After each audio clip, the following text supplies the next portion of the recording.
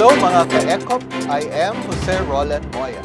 The Employers Confederation of the Philippines, or ECOP, is here to ensure that your voice as employers is heard, articulated, and acted upon. ECOP addresses industrial relations issues, promotes social dialogue, and fosters proactive collaboration among employers and stakeholders. We are here to help employers become responsible, sustainable, and inclusive. ECOP has dual functions. First is the advocacy and lobbying role on labor and social policy issues on behalf of employers before the executive and legislative branches of the government. Second is the delivery of direct services, including training, capacity building, and consultancy, provision of information, among others. By the way, wag po kayong aalis. Manood po tayo sa buong programa. Sagutin ang aming ECOPlus question for the day. I-post ang tamang sagot sa Facebook account ng ECOP at manalo ng premyo. May I introduce to you my co-host in today's episode of our digital TV program, Mr. Arturo Butch Guerrero III, Governor of the Employers Confederation of the Philippines. Salamat, Roland. Mga Ka-ECOP, welcome to ECOPlus, Amplifying Your Voice, every other Monday at 5:30 p.m. Ang episode natin ngayon ay tungkol sa reform, rebound, and recover. 1 million jobs for 2021 and beyond. Ito ay isang programa na isinusulong ng ECOP katuwang ang ibang business organizations at ang Department of Labor and Employment or DOLE upang makabalik sa trabaho ang mga manggagawa na naaapektuhan ng pandemya. Layunin ng programang ito na makakreate ng hindi lang isa o 200 kung hindi 1 milyon o higit pang trabaho sa ating mga kababayan. Alamin ang iba pang impormasyon sa ating mga panauhin ngayong gabi. Ang unang makakasama natin ay si Secretary Silvestre H. Bello III at si Assistant Secretary Nikki Tutay ng Department of Labor and Employment. Welcome, Secretary Bello and ASEC Nikki. Again, si Secretary Bello ay ang kalihim ng Department of Labor and Employment. Hello, sir. Welcome to ECOPlus, Amplifying Your Voice. So, good afternoon. Good afternoon po sa lahat ng manonood. Yeah, Secretary, umpisa na po natin ang ating panayam. Ano po ba ang mandato ng National Economic Recovery Strategy o yung NERS? At anong papel ang ginagampanan ng Department of Labor and Employment sa NERS? Ito po yung all-of-nation approach ng ating pamahalaan sa ilalim ng Administrasyon Duterte na i-address po yung problema natin sa employment to create 1 million jobs para sa ating mga manggagawa na nawala ng trabaho o kaya nabawasan ng trabaho. And on the part of government, I think from ASEC Nikki, mukhang we can regenerate about 200,000 job openings po. Yan po ang ating National Economic Recovery Strategy po. Secretary Bello, ano bang mga ahensya ng pamahalaan in addition to DOLE ang nasa loob ng NERS? It's an all government. Opo, lahat po. Paano po makakatulong yung NERS sa job preservation at saka creation? Ito po yon. Ito ang i-address. Nandiyan po yung aming head ng Bureau of Local Employment, si Assistant Secretary Nikki Tutay. ASEC Nikki, can you address the concern of Manunyo? ASEC Nikki. ASEC Nikki. Hi, Sec Bebot. Good afternoon po. Sir Roland, good afternoon. Good afternoon. Hi, Sige, Asek Nikki. paano po makakatulong ang Nurse Task Force? Actually, as the Secretary has mentioned, it's a whole of society and whole of government approach. So yung pong mga bottlenecks doon po sa pagnenegosyo habang tayo ay nagre-recover, ito po ay tutugunan ng pamahalaan. Iba't ibang ahensya po ng pamahalaan, kagaya po ng DTI, ng TESDA, ng DOT, DPWH, DSWD, at marami pa. 20 national government agencies, Sir Roland. So it's addressing the bottlenecks and at the same time allowing the employers na maka-fully recover so that jobs are not just sustained but are also created in the process. May tanong po ako kay Secretary Bello. Ano po ba ang status ng employment sa ating bansa ngayon? And the pandemic is still raging, but do we have a reason to be optimistic? Yeah, Joe. So right now, we are in the road to recovery. Nakaka-recover na tayo ng mga job placement, and hopefully with the easing of the health protocols plus yung vaccination ng mga manggagawa, we are expecting to generate additional work and work placement. So maganda ang prospect po.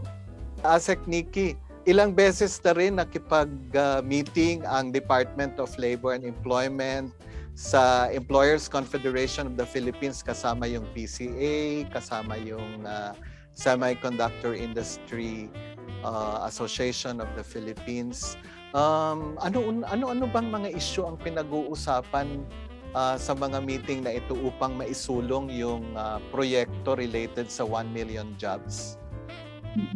Siguro, Sir Roland, unahin natin at the height of the 1 million jobs project when we were starting noong mga June, July, ang nire-request po ng ating mga private sector ay mapabakunahan yung kanilang mga manggagawa. At ito po ay tinugunan ni Secretary Bello. Nag-request po siya ng vaccines kay Vaccine Czar Secretary Galvez. At ito po ay napagbigyan po ang ating kalihim at ito naging sunod-sunod na po yung pagbabakuna ng ating mga workers. And nito nga pong recent na meron tayong National Vaccination Day Program, yung 3 araw, marami po sa ating mga manggagawa ang nabakunahan na. Yung pangalawa po siguro yung mobility ng ating mga job seekers, ng ating pong mga job applicants. Dahil maraming restrictions ang bawat LGU, so isa po ito sa mga inihain natin.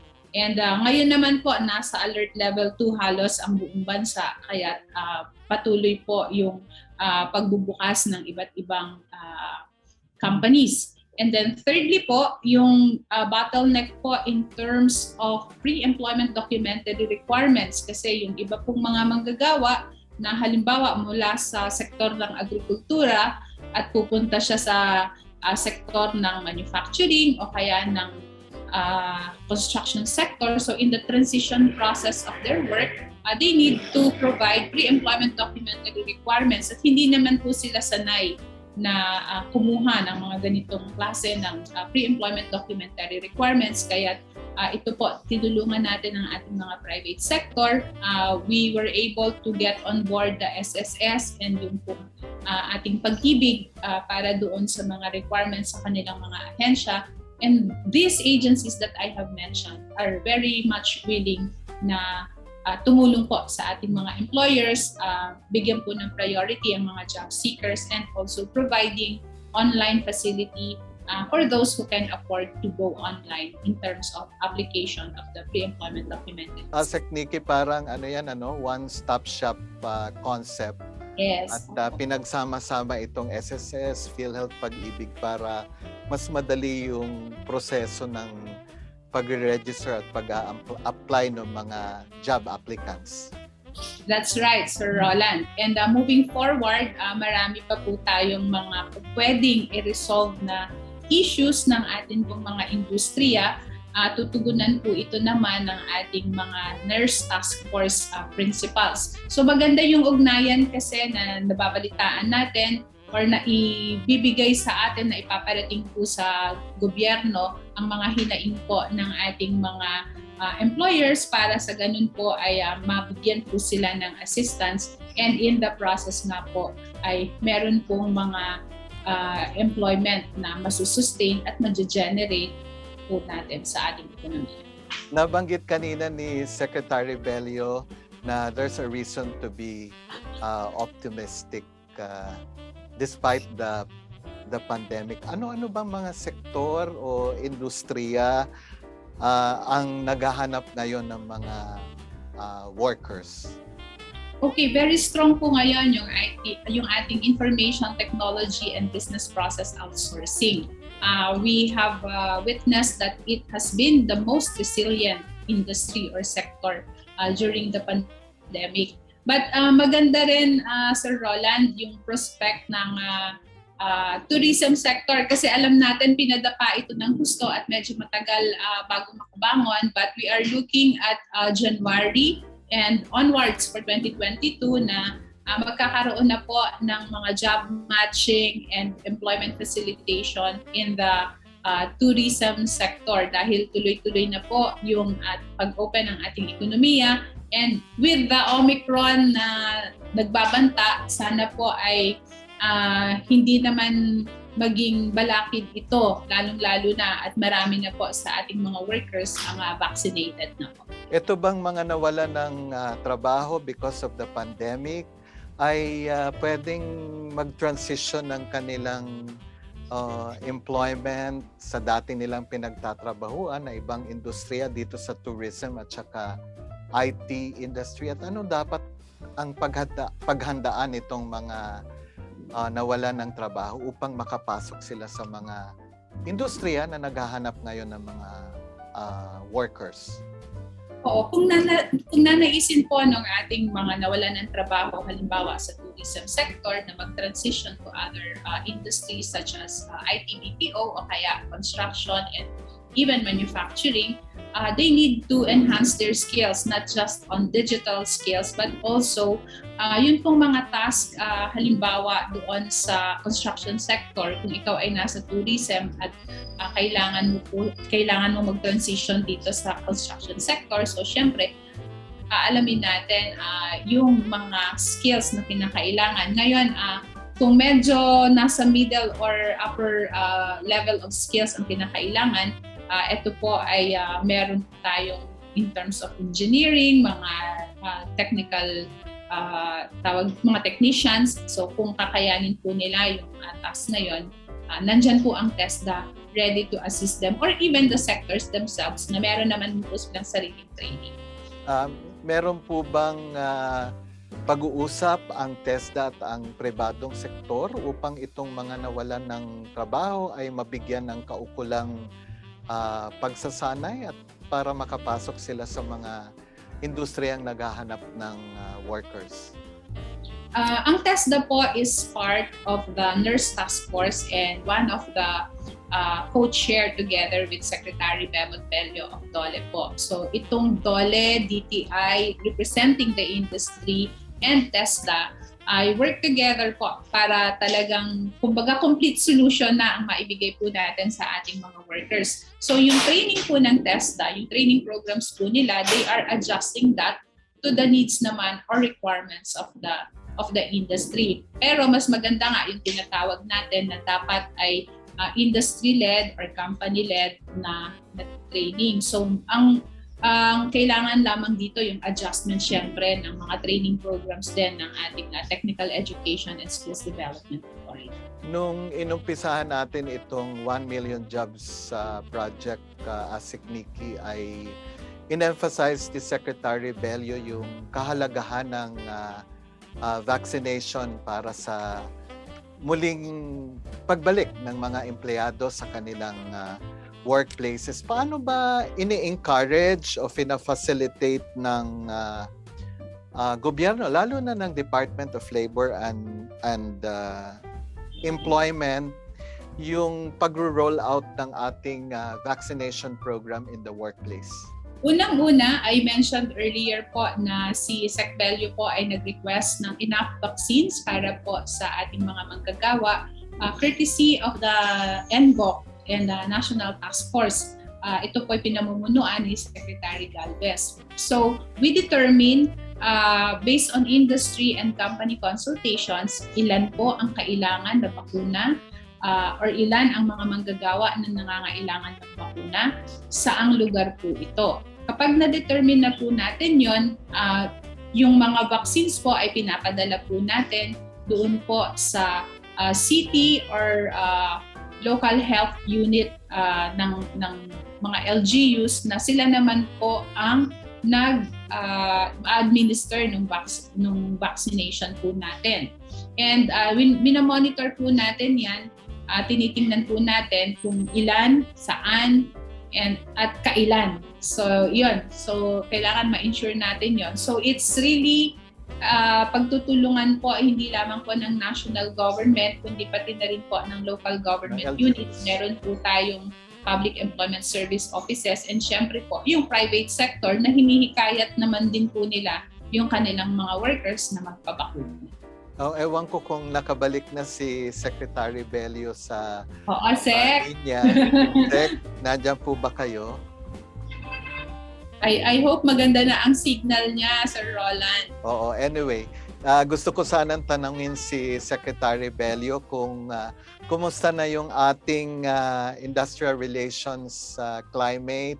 Meron po bang pagbabago sa relasyon ng mga ng labor sector at saka ng employers during the pandemic? Maybe Asek Nikki. Yan, si Sec. Andiyan si Sec. Oo. Ay, Ako, napakaganda. Ayun, one of the positive effect ng COVID-19 ay yung gumanda ang relasyon ng ating mga manggagawa at ang mga employers. In a manner of speaking, parang naka-attain tayo ng relative industrial peace. Yun po ang magandang resulta nitong COVID-19. So, hindi ko naman pwede pasalamatan ng COVID-19, pero yun po ang naging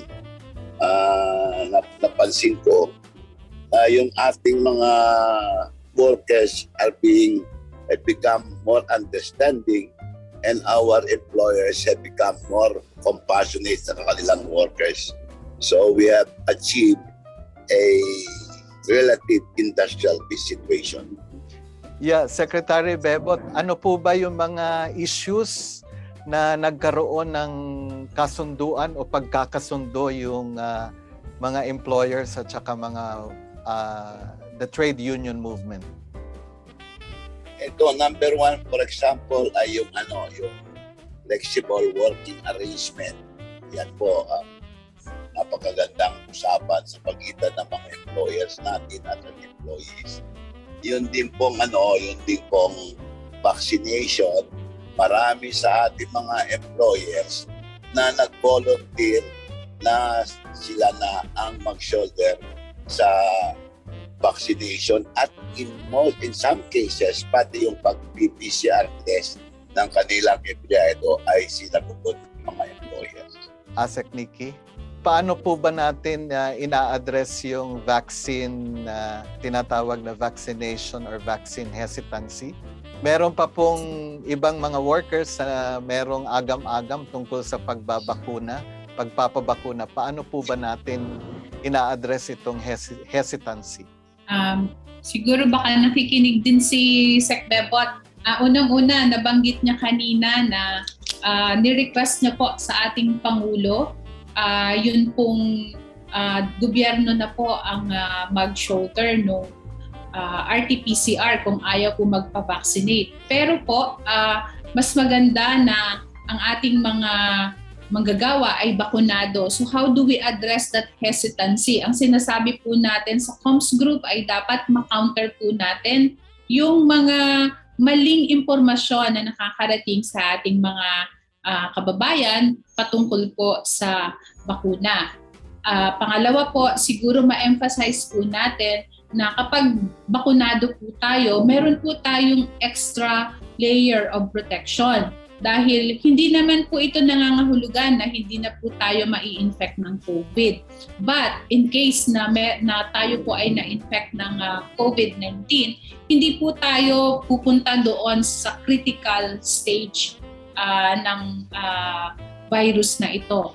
And then siguro po, pangatlo, dahil tuloy-tuloy naman na po ang pag-open ng ekonomiya, ang value po nitong vaccine sa ating mga manggagawa ay they can really report back physically sa kanilang mga opisina.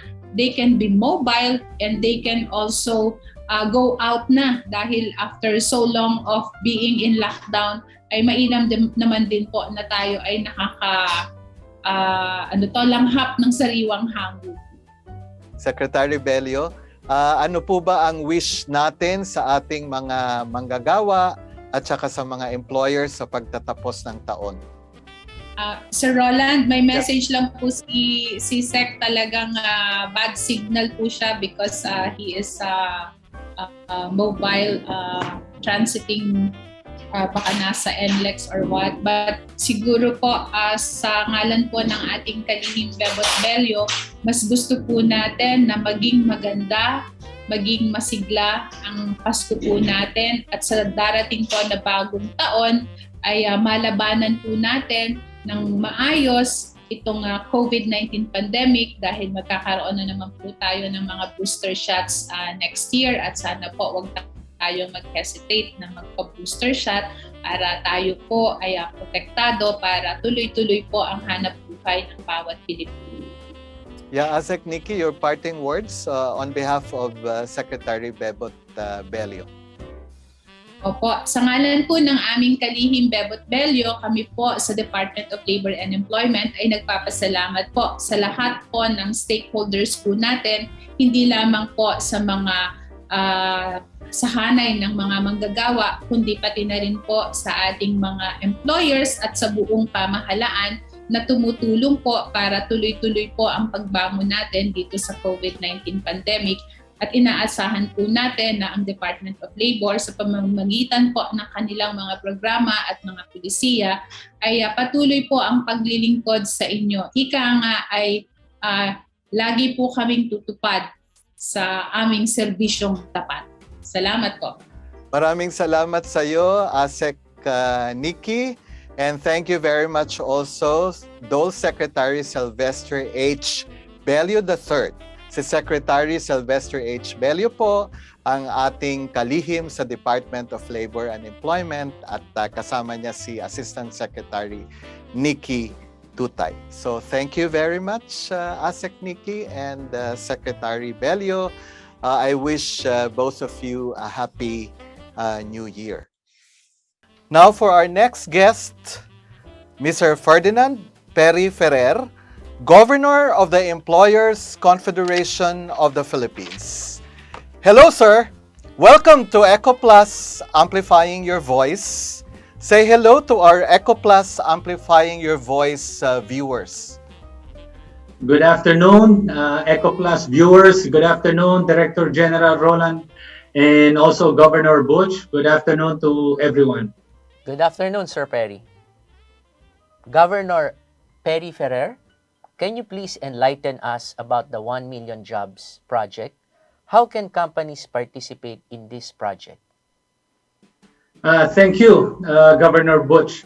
The 1 Million Jobs is a joint program of select members of the National Employment Recovery Strategy Task Force, or what we call the NERS Task Force, and business organizations that aim to generate 1 million new and recovered jobs from June to December 2021.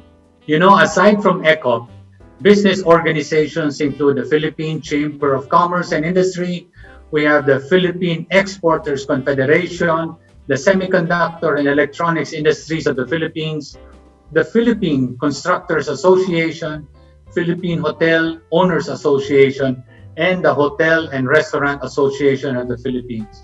You know, companies, we welcome companies can still participate by submitting to us in ECOP their hiring reports from June to December. These new hires will be able to enjoy benefits like vaccination and skill development. Thank you. Can I ask what kind of challenges have you experienced or encountered in the implementation of the 1 Million Jobs Project? Sir, please. Thank you. Governor Butch, so far, from June until October, so far we have officially recorded around 251,000 new jobs. Unofficially, we might be closer to 500,000 just because of the recording and getting the details. Mostly from the construction and manufacturing industry. We are in the process of finalizing the reporting tool, so it would be easier for companies to provide us with the figures. Alam mo, it's very challenging to target 1 million jobs because of the lockdowns. We had several lockdowns, and the lockdowns, iba pa yung klaseng lockdown sa mga regions. So there are job opportunities, for example, here in NCR, but lockdowns in other regions, hindi makapunta yung mga potential workers dito sa NCR and vice versa in other regions. So we are really hoping for a more aggressive reopening of the economy para tuloy-tuloy ang pag-recover ng nawawalan trabaho at makapag-provide tayo ng new employment sa ating mamamayan. But despite these challenges, we are still optimistic. We are not just talking about direct jobs, kasama dito yung mga indirect jobs na is being created, lalo na sa supply chain natin. As jobs and companies start to operate, nabanggit natin yung supply chain, napakadaming na-affectuhan on a positive way na we are creating employment from more deliveries, more trucking, more warehousing sa mga kumpanya at lalo na sa tourism sector, slowly it is opening now. Bumabalik ang ating mga mamamayan at enjoying the outdoors and beautiful tourist sites of the Philippines. Boss Salamat. Perry, when the program was conceptualized, and you were only thinking of the project to be implemented until the end of 2021. But it looks like this project or program is going to go beyond 2021 and even beyond 2022. What are the prospects for this project, and how will it evolve in the coming years? Yes, DJ Roland. Initially, we wanted a short employment generating project to provide much needed jobs. But once we got into the discussions, coupled with a few lockdowns here and there and prolonged quarantines, it was evident, especially now towards the end of the year, na hindi naman sa hindi maaabot yung 1 million.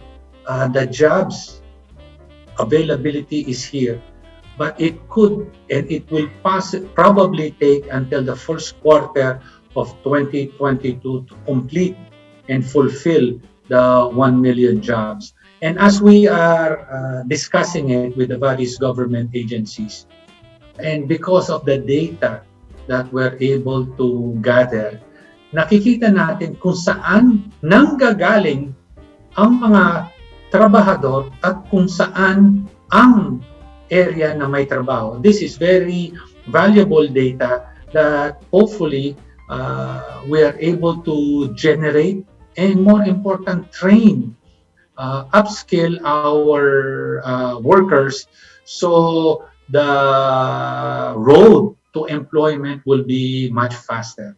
We are creating a very good database from the different areas of the Philippines that can be used for future training programs and future quicker deployment of unemployed to the employed.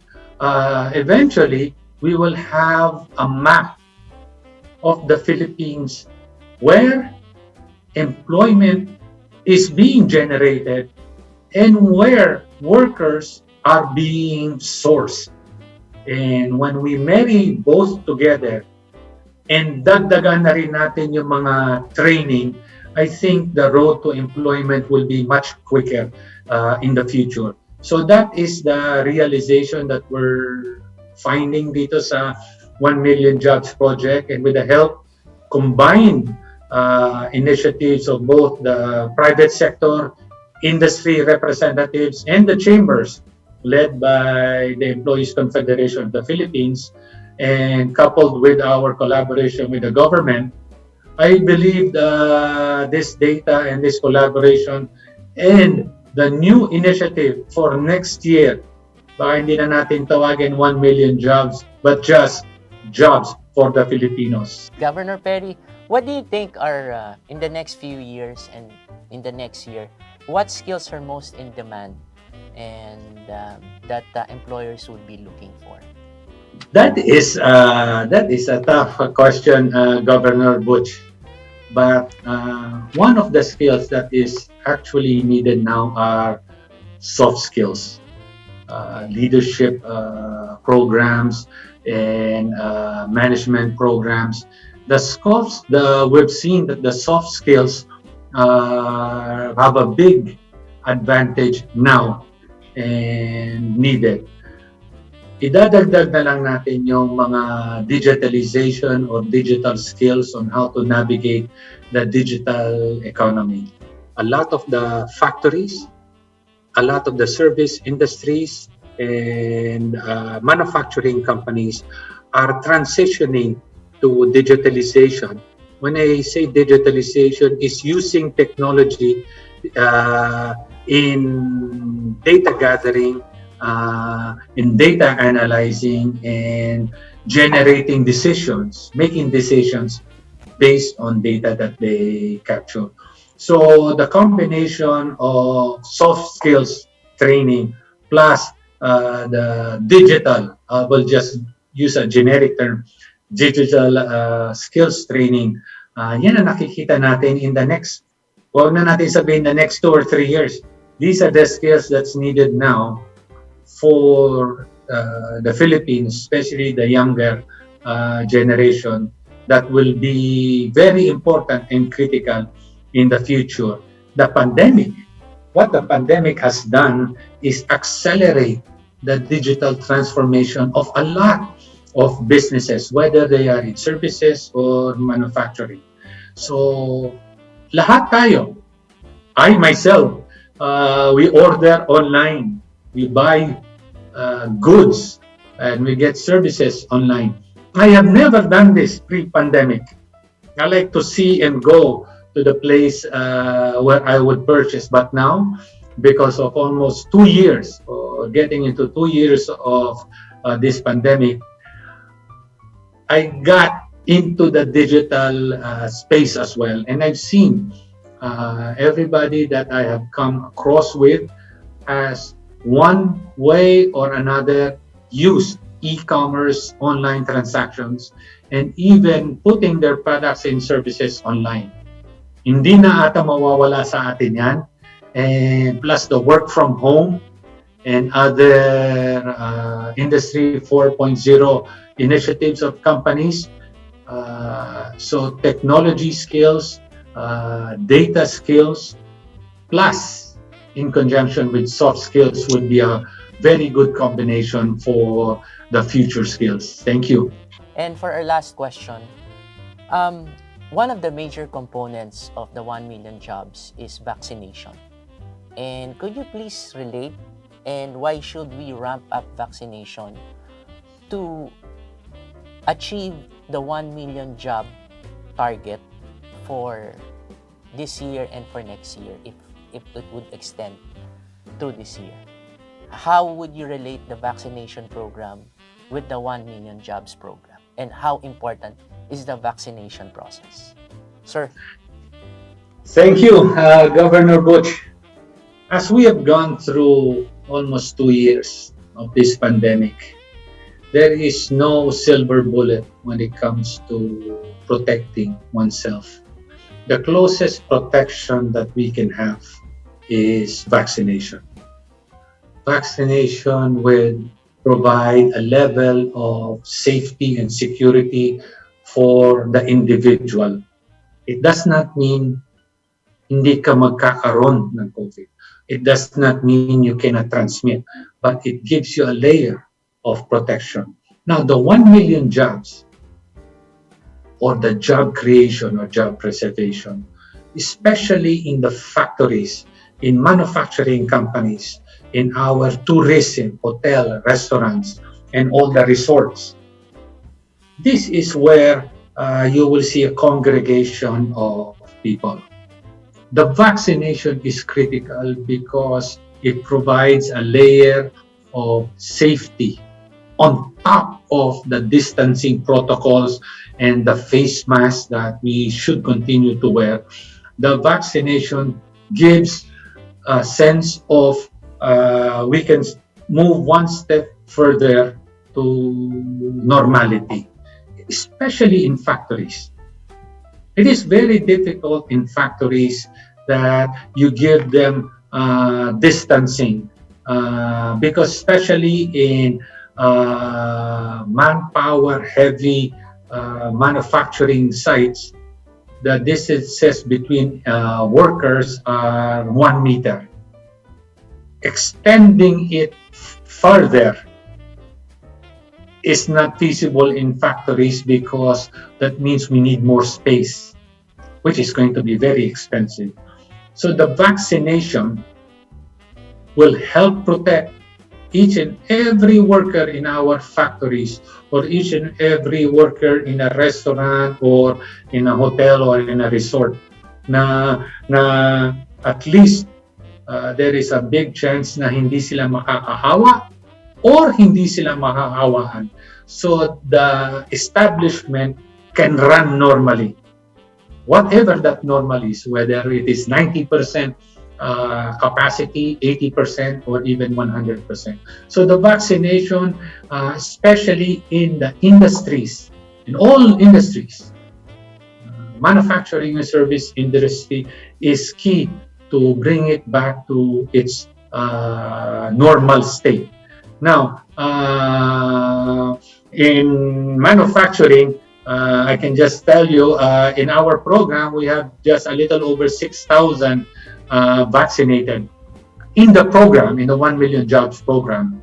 So we are urging the various LGUs in the government and also the industries, let's prioritize vaccination or to the employees. Next week, we hope to start our vaccination program here in Calabarzon, Region 4A, Laguna, Batangas, Cavite, Rizal, Cavite, I mentioned, so in Quezon. Nandito yung concentration ng mga factories. So, and also service industries. Ang gusto natin is mabakunahan sila. May target tayo sana na 1,000 a day. Makabakuna tayo para maprotektahan natin ang mga empleyado at mga businesses at mga factories. So, Governor Butch, importante talaga yung vaccination now and in the future until 2022 na hindi lang sapat 1 or 2 the second dose, even the booster shots. The economies of our neighboring countries here in ASEAN are progressively doing aggressive vaccination to their population, and businesses are almost at full capacity. We do not want the Philippines to lag behind our ASEAN neighbors. Baka wala na tayong ma-attract dito sa bansa natin, lalo na yung mga investors.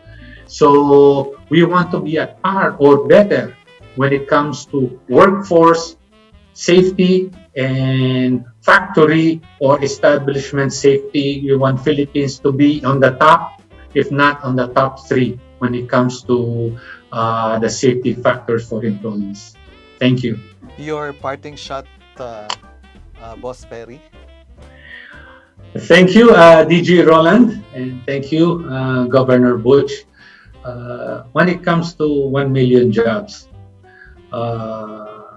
the Philippines should now be able to hopefully open the economy.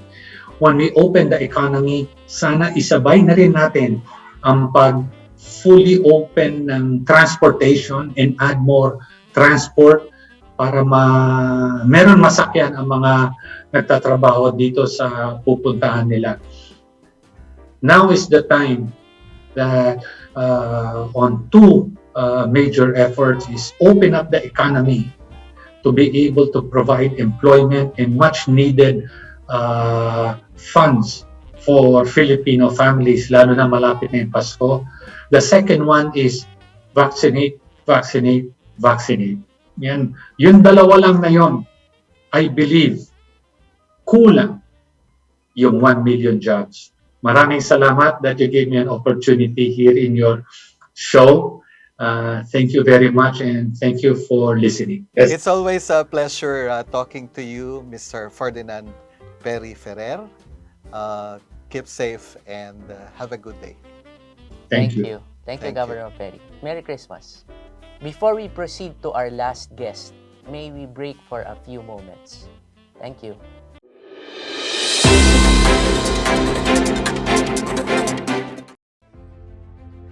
My name is Andre Abalos. I am the president of Instituto Centro Asia in Dagupan City, and I am a member of ECOP North Luzon. Why did I join ECOP? Well, I joined ECOP primarily because I know that ECOP is a reputable organization, and at the same time, I can see that the organization will provide a platform for my business to grow and to network with other businesses.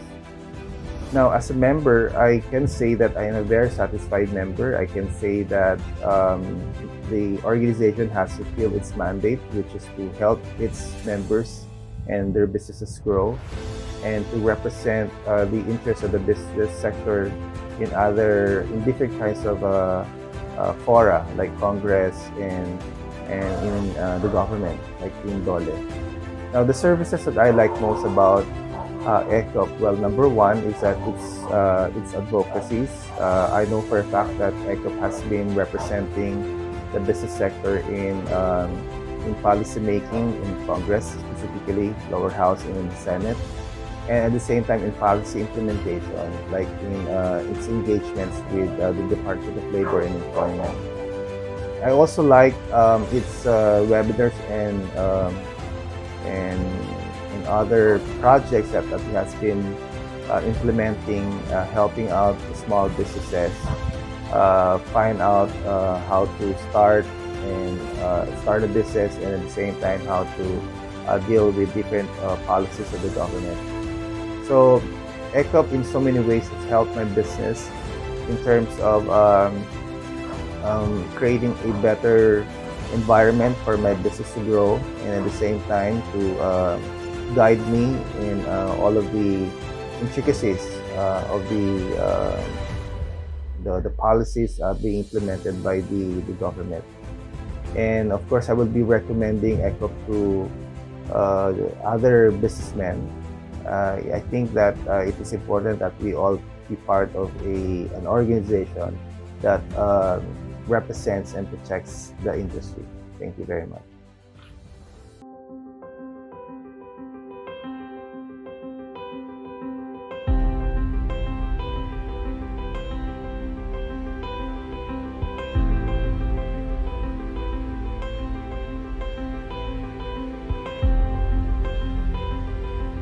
Itong 1 million jobs na to is a good project because nakumbinsin namin yung maraming mga industries na talagang mag-hire na ng mga bago.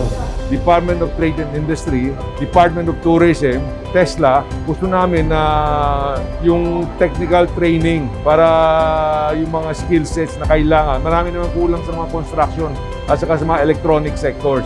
Itong vaccination ay napakahalaga para maprotektahan natin ang ating manggagawa. Bakuna ang pinakamabisang panlaban sa COVID-19.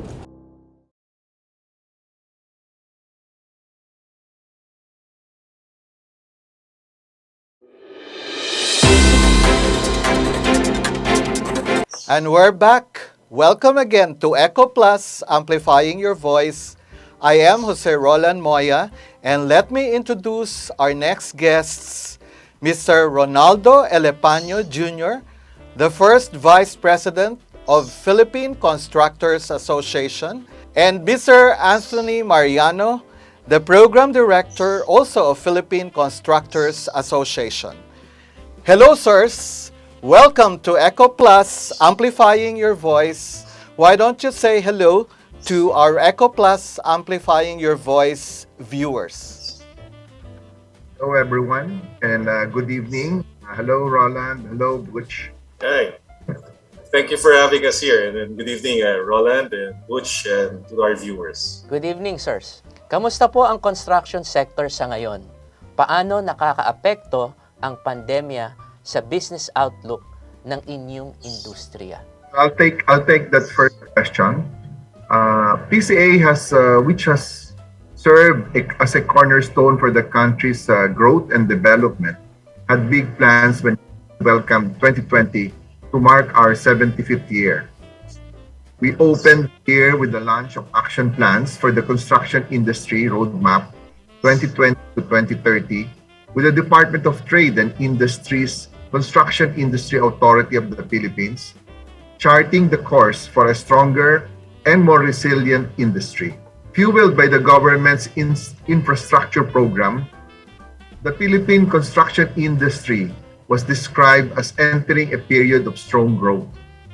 From being Asia's rising star, the Philippines was Asia's most exciting construction market. We were growing as the fastest among all sectors at an average of 10% annually in the past 5 years before the pandemic. But the construction industry, with the rest of the economy, had to make an abrupt stop and instead headed for an unprecedented contraction with the outbreak of COVID-19. Being upbeat like no other. Well, to share also our experience in the company that I'm working with, which is BM Consuni Inc. We were really taken aback when the COVID hit us. With some almost 1,000 workers in our barracks when the lockdown was initiated, we had to make some revisions in how we will do our work, especially containing the protocols that was imposed construction industry. Also, we had to meet the demands on the upcoming vaccination of our workers. At the beginning, very few wanted to have the vaccine shots, but with information and constant prodding of our workers, we were able to raise the percentage from 30 to 90% at this time. And hopefully, we could fully vaccinate all our workers in our project sites and our office. Anthony would probably share more of the statistics in general for our members in the construction industry. Thank you. Thank you, Sir Jun. Butch, Roland, the story of the construction industry in the last 2 years is interesting. If you see the graphs, maganda. Sabi nga ni Sir Jun kanina, from upbeat start in 2020, it turned into a year like no other, no? So like the rest of the economy, we were upended, no? Our lowest dip was actually, I think, on the third quarter of 2022 when we have a dip to negative 39.7. No, the story this year naman was a little bit better. The second quarter of this year, we actually increased. And medyo mataas yung increase namin in the second quarter. It's about 25.7%, which was actually also upgraded to 27%, no, in sometime the third quarter, or fourth quarter actually. And then on the third quarter performance ng construction industry, we went down 11.7%. Remember, nagkaroon tayo ng Delta variant ng August, no? So the industry was actually worried, no? Maganda yung second quarter performance and then the Delta variant came in and so the industry was saying, paano tayo yan? I think we've passed that stage, and if you look at the economic performance in the third quarter, and if you look at going to the end of the quarter, we're looking at a better prospect as we end the year and as we start the new year. It's understandable that even despite this historical low in business confidence, the construction industry has managed to hold the line, defend activities of industries, and even fuel household consumption, and support a decent overall economic performance for the whole economy. Imagine a scenario of a fully vaccinated construction industry, manufacturing industry, and other industries, including the tourism sector. It will be a surge in the economic activity like that we have not seen before, provided the public sector will not slow down with its short-term, medium-term, and long-term programs to build. Nabanggit nyo, Sir June and Anthony, na ang construction sector ay talagang tinamaan ng pandemic, especially nung nag-start pa lang ang COVID-19 pandemic last year. Anong mga assistance, mga programa ang in-extend ng Philippine Constructors Association sa mga member companies nyo upang sila ay maalalayan at para ma-address yung mga challenges at problema? I'll take a stab at that, no, Sir Jun. Sure. Balik tayo from last year, no? March, I think this was middle of March last year. Like anybody, para tayong na-knockdown noon lahat. No? So I think one of the first things of PCA was a reassessment.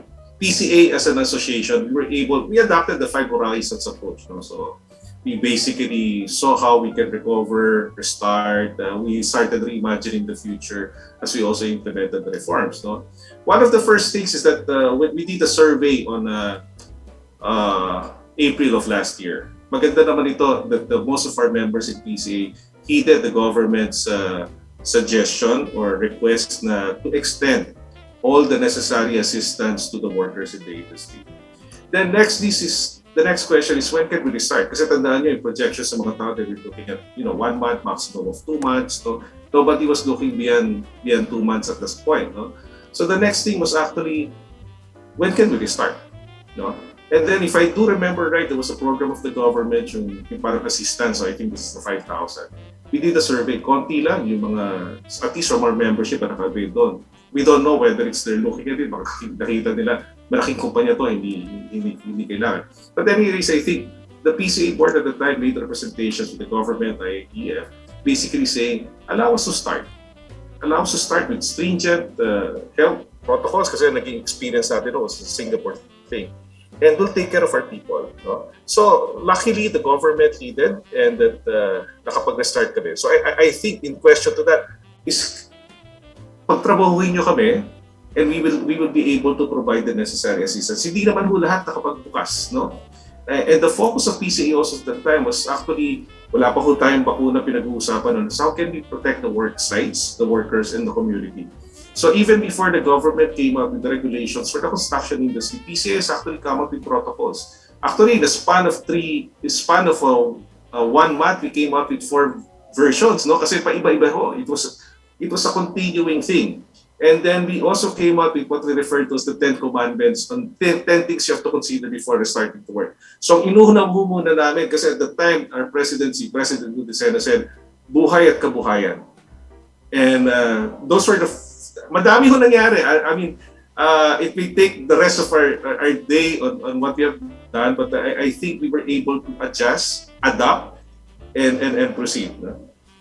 Yeah, Sir June, dun sa first few months nung pandemic nung isang taon, anong ginawa ng mga companies doon sa mga workers na walang trabaho? Okay, Roland. Just to explain, when the lockdown was initiated, some of us contractors, we had our workers left in our barracks because some of them were able to go home. And if we all know that there were roadblocks already put on the different boundaries of the provinces and the cities. No? So for those who were left in the barracks, the contractors or companies had to sustain our people there. No?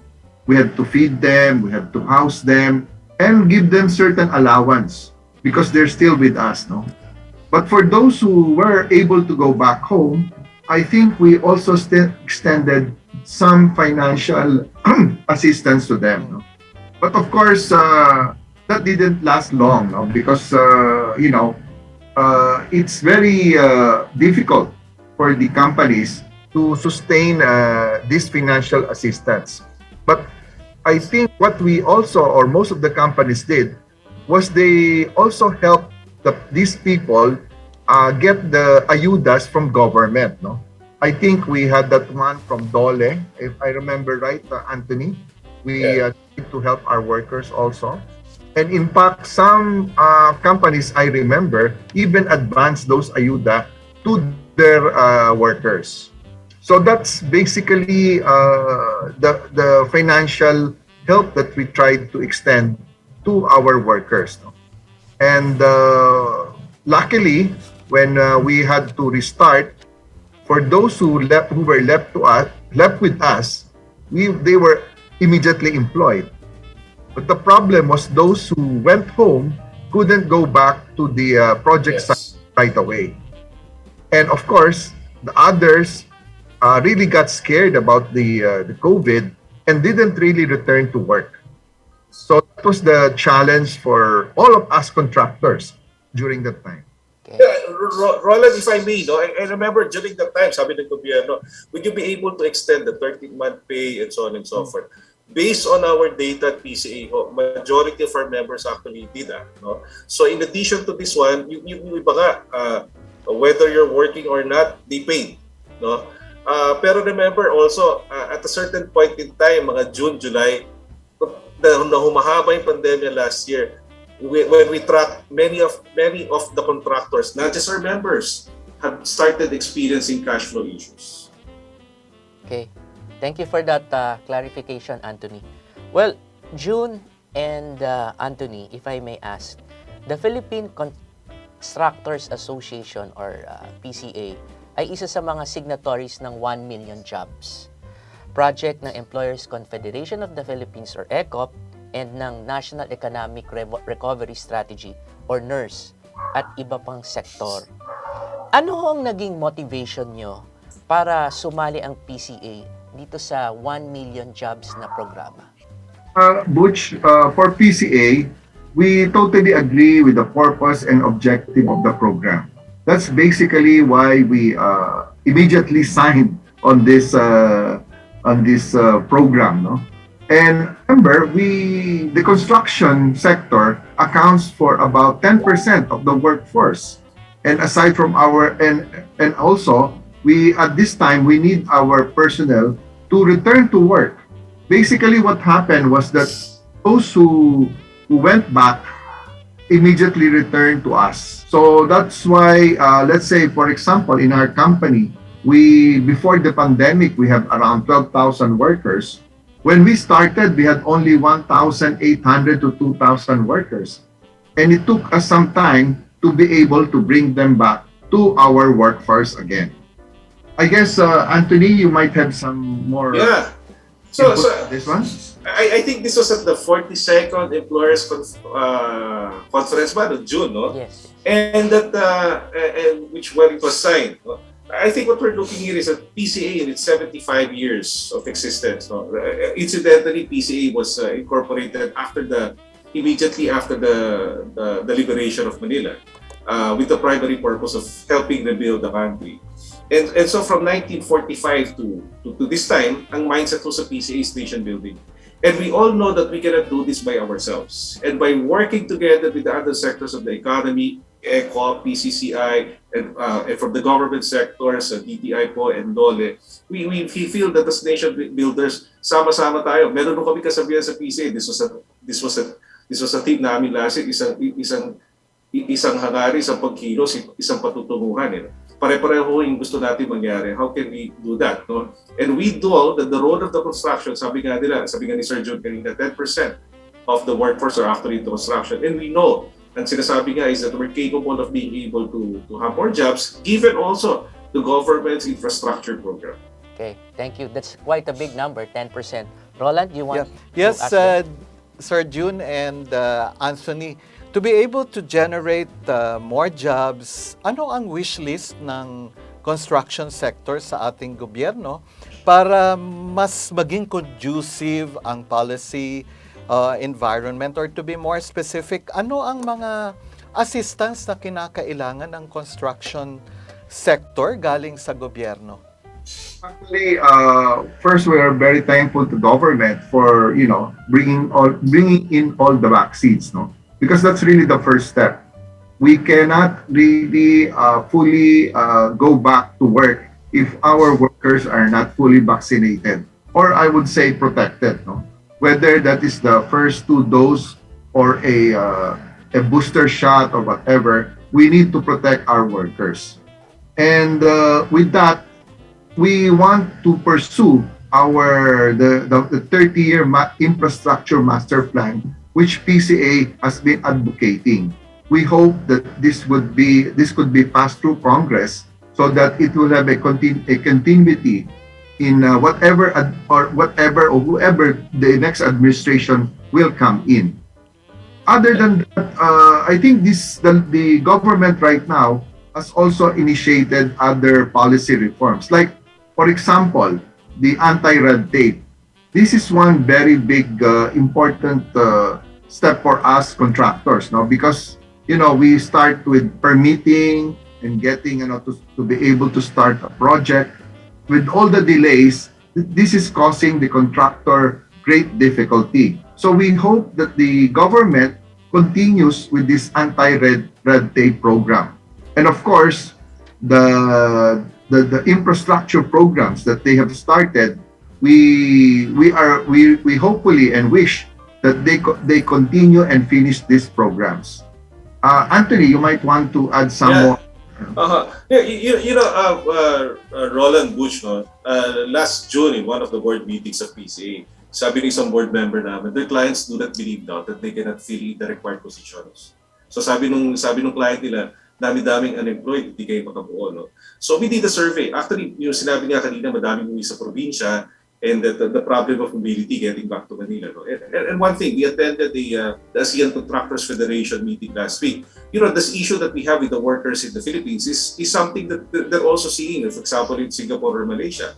But I guess nakita din ng PCA dito the need to be able to vaccinate, no? So together with ECOP also and other partners of PCA across the country, so talagang full blast din ang campaign ng PCA for the vaccination of the people. And hopefully with this one, yung issue on mobility will be addressed. Kasi yung nagiging number one bottleneck, hindi makatravel yung mga tao na umuwi na sa probinsya. Iba nga doon, sabihin, wag ka na bumalik sa Manila, dito ka na lang sa probinsya. So hopefully, ngayon siguro pag sinabi na Manila is alert level, the alert levels are lower, no? So pwedeng sabihin, sige, pwede na kayo bumalik. And that hopefully can speed up things, no? Especially as we're seeing the government infrastructure growth, and then sumusunod na ho ang private sector. Although ang private sector ho mababa, no? So differentiate yung sa private sector, yung sa residential, tsaka yung commercial and industrial. Yung industrial ho, as of the third quarter, medyo mababa pa. Pero tumataas na po siya. So we're hoping that by next year, pagpasok ng bagong taon is that it's going to be a lot better po. And remember, if I may add, no, ang target po namin sa roadmap is actually 7.1 billion workers in the construction industry by 2030. No? But here we're looking at 62% of the workers to be highly skilled, and all the efforts of PCA is actually leading towards this particular area. Can you just give us an estimate how many jobs have been created directly and indirectly by the construction industry since we signed the MOU in June and probably until the first quarter of 2022? Your best guess estimates on this. Which let me start with the data that we have. No? To begin with, PCA does not cover all the contractors in the country. As of latest count, there are 15,000, but I think there were a few we're not able to remove this year. No? So let's look at it. The start of the year, we have 4.1 million. Tapos tumaas na yan, actually, I think nasa 4.4 ng March. But again, remember, after March, April, bumaba siya ulit. By June, when we signed the agreement, we were hopeful, no? So sabi nga ng ECOP, can PCA commit something like 600,000 jobs, no? So sabi natin, palagay natin kaya. But again, tumaas siya. I think nagtumaas siya ng July. But again, we had the dip in August, no?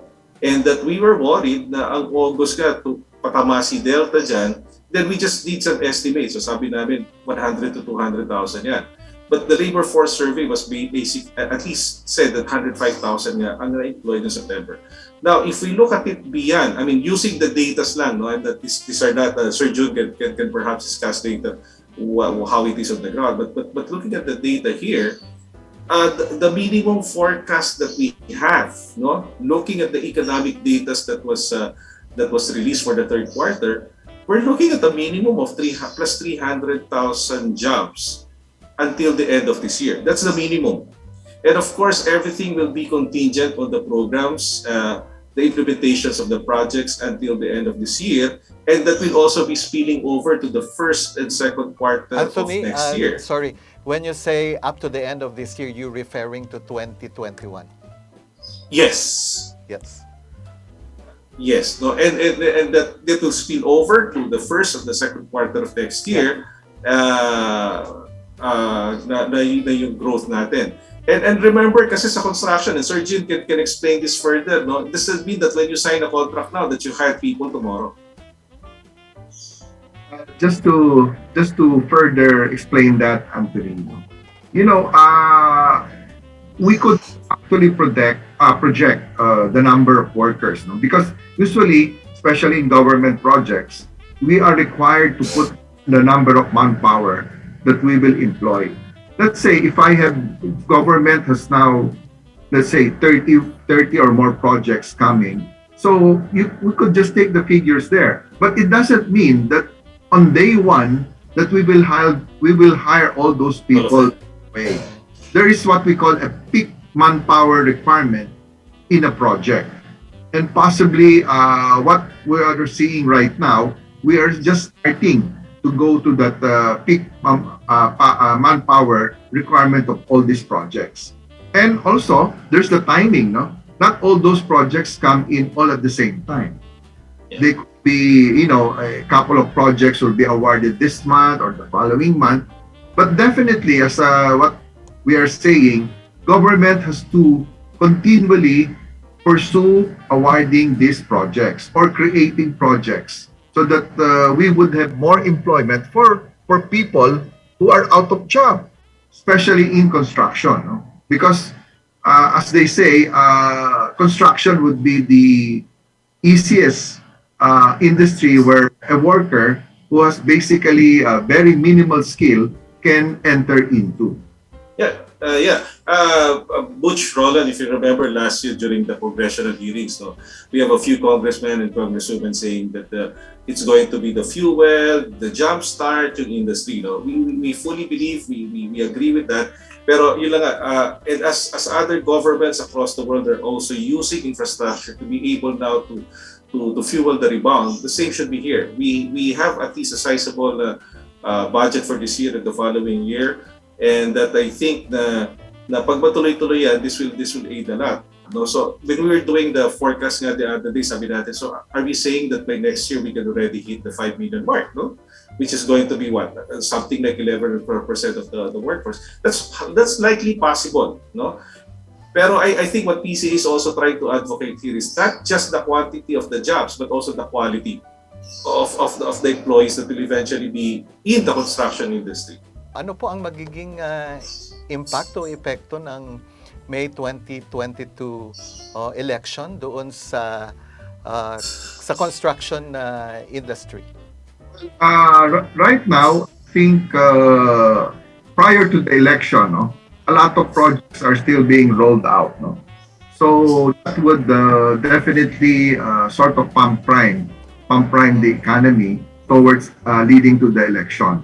And hopefully, assuming, of course, a new administration will come in, we hope that they continue what has been started and probably start new projects also. because it's the only way to go. That's why PCA has been always advocating this 30-year infrastructure program, because we want continuity. Continuity is really the answer to all of this, no? If we stop these projects, then definitely the economy will spiral down again. So as long as we continue with these projects, the economy will continue to rebound and even exceed expectations of our forecasters in the growth of the economy. Yes, if I may add to that, Roland, no, historical data would bear out that every time there's a change in administration, the growth of the sector goes down, at least for the next 6 months. Kaya nga importante sa amin, as we end fourth quarter, the government leads the way. This is one of the 10 trends and challenges that PCA saw at the start of the year. Government has to lead the way para yung investment confidence ng private sector sumunod. And we're seeing the numbers right now. And with the numbers also of the vaccination programs that we're doing, this I think increases confidence on the investors on the private side.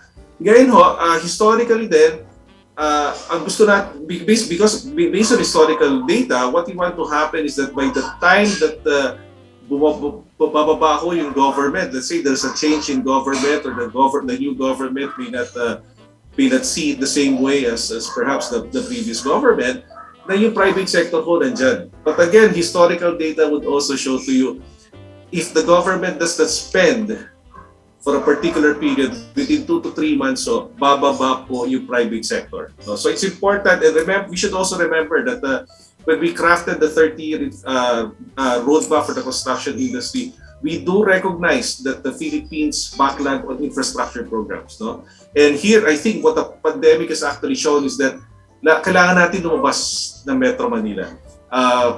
We've heard governments talk about going out of Metro Manila, but I think the pandemic is showing it. The second quarter figure shows the increase in residential construction, and we have tracked that actually sa Calabarzon, mataas yan. Ano ba na sa Calabarzon? I think we're seeing a lot of housing projects there. So yung sabi nga ni Sir Jude kanina, before we started the show, is that people are moving out from the cities to a home, no? From condos to houses.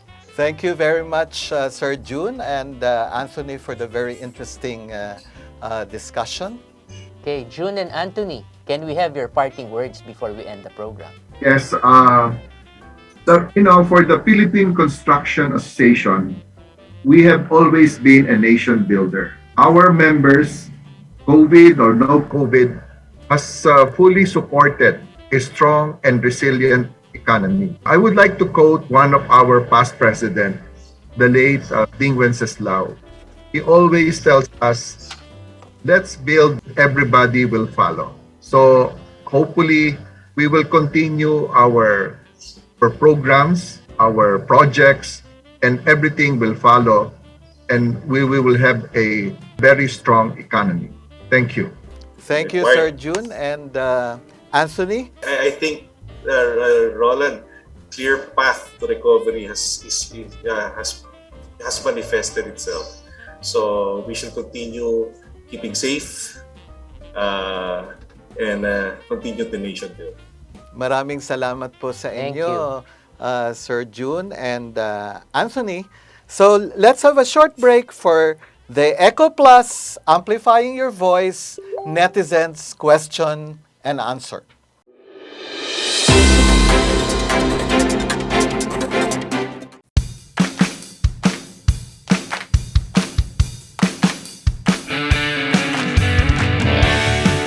Gulong-gulong ating isipan, ang gagawin hindi malaman, sari-saring pagpipilian, nabasa kung saan-saan. Maraming iba, China, Europa, Amerika, India at Russia. Lahat magagaling at kung tatanungin ang mauna ang tanggapin. Bakuna, tayo ng lahat magpabakuna. Tayo lahat magpabakuna. Di na kailangan bakuna. Bakuna, tayo ng lahat magpabakuna. Tayo lahat magpabakuna. Masasagip ang buhay at kabuhayan.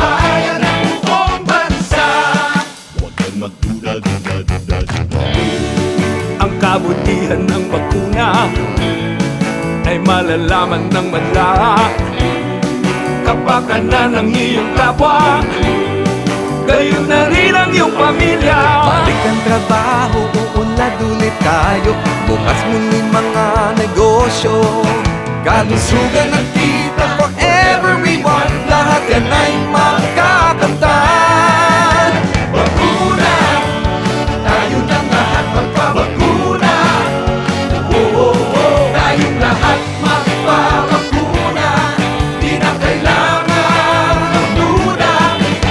Bakuna, tayo ng lahat magpabakuna.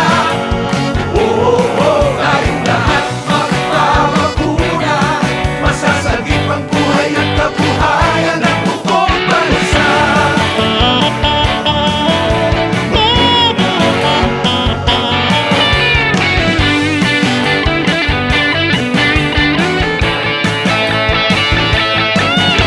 Bakuna, tayo ng lahat magpabakuna. Tayong lahat magpabakuna. Di na kailangan magduda. Bakuna, magpakumpleto ng bakuna. Para muling magsama-sama. Magpabakuna. Masasagip ang buhay at kabuhayan ng buong bansa. Bakuna! Masasagip ang buhay at kabuhayan ng buong bansa.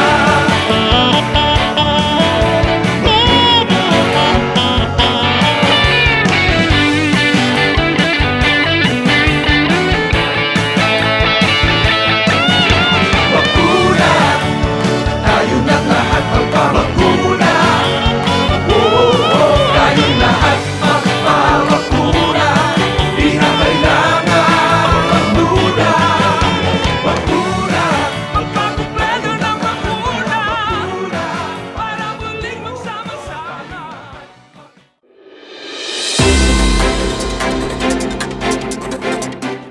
We are back, Butch. We are now in the ECOPlus Netizens Corner segment of the show.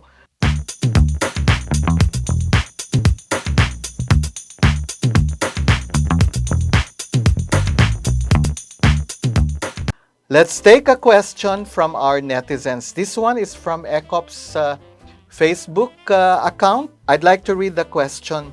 I am Arnel from Binangonan, Rizal. I used to work in a medium-sized company as administrative assistant. In May 2021, nagsara ang aming kumpanya dahil ito ay nalugi. Ako ay nag-a-apply para muling magkaroon ng trabaho, pero ang hirap pong maghanap ng job. Ano po kayang klase ng pagsasanay o training ang dapat kong gawin upang mas madali akong matanggap sa aking ina-applyan? Butch, why don't you answer the question of Arnel? Okay. Thank you, Roland, and salamat sa tanong mo, Arnel.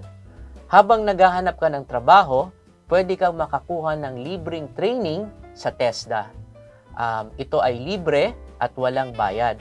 Mamimili ka sa kanilang maraming kurso na vocation, from barista to technical welding at iba't iba pang mga pagprograma sa digitalization age. And I would suggest, Arnel, na pumunta ka sa digitalization and processing ng data dahil ito ang hinahanap ng mga maraming employers. And ito ay libre, and pagkatapos nito, from 3 months to 6 months, TESDA pa ang maghahanap ng trabaho para sa iyo. Yan po ang payo namin kay Arnel. And maraming salamat, Roland, para sa tanong na yan. And maraming salamat, Arnel. Thank you very much, Butch, for your answer. Sana makahanap ka ng trabaho, Arnel. So to our netizens, just keep commenting on the Facebook account of ECOP. For our netizens, kanina binanggit namin ang ECOPlus question for the day na dapat abangan para manalo ng papremyo.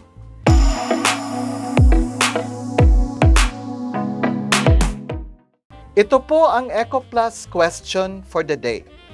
Ano ang complete name ng ating Secretary of the Department of Labor and Employment or DOLE, including his middle initial and the Roman numeral after his name? Butch, paano ba sasagutin ang ECOPlus question for the day?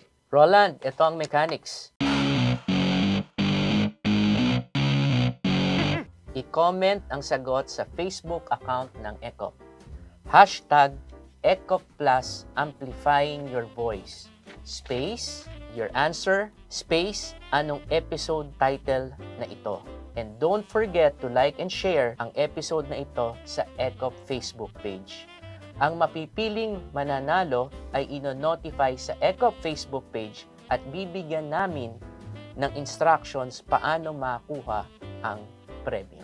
Thank you very much, DOLE Secretary Silvestre H. Bello III, Mr.